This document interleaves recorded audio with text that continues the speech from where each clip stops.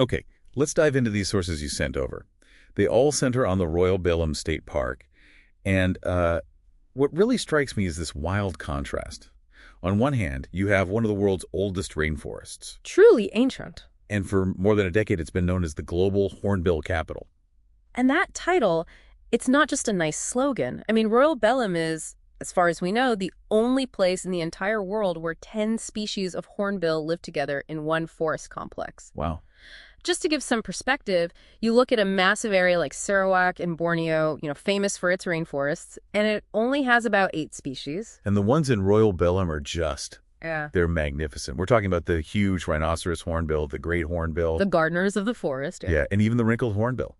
It's an incredible lineup. The very fact that 10 can coexist tells you something about the richness of that ecosystem, right? It absolutely does. It points to a food web that's just unusually diverse and robust enough to support these giant, high-energy birds that would normally be competing like crazy for fruit trees.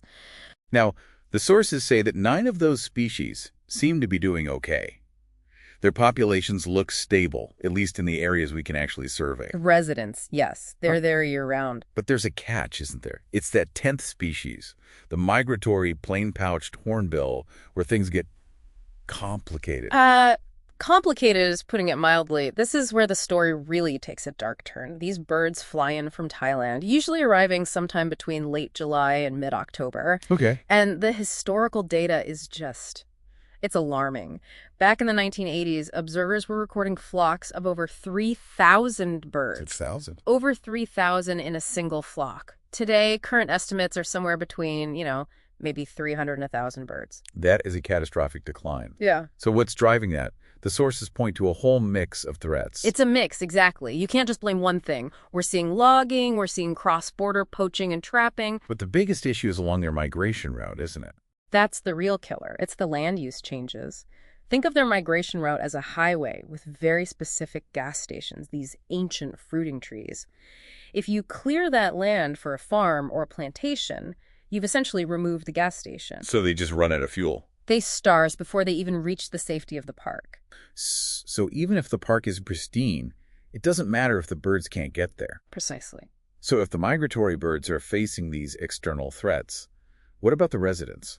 I'm thinking of one in particular that the sources highlight, the helmeted hornbill, critically endangered. Yeah, and this one is endangered for a particularly tragic reason. It's hunted. Poachers prize it for its casque, that solid block of keratin on its beak, which fetches huge prices on the black market.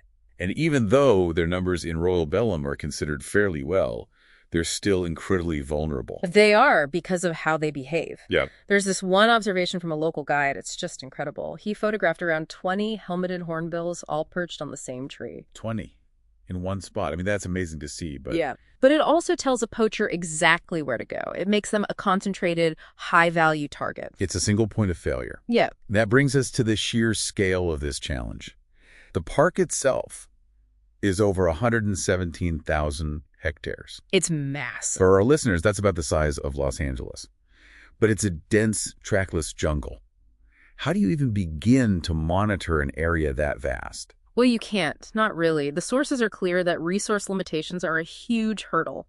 There's an annual hornbill count every August, but it's just a 3-day survey. 3 days. 3 days. And they're limited to 6 spots along the lake, the only places you can really get to by boat.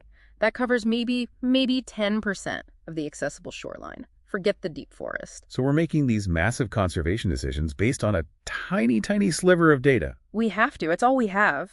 But you have to wonder if it's a truly accurate measure or just what's needed to keep awareness up. So what I'm taking away from this is a really precarious balance. Royal Belum is this unique global treasure 10 species in one place, which is unheard of, but that's being squeezed by threats from the outside and the almost impossible challenge of protecting it from the inside. Which leaves us with a really important question, I think. If we know that 90% of just the accessible area is unsampled, let alone the vast inland forest, what are we missing? How much do we really not know about the true health of those other 9 stable species? It makes you wonder, what is the balance between celebrating this incredible diversity and confronting the profound challenge of just seeing it?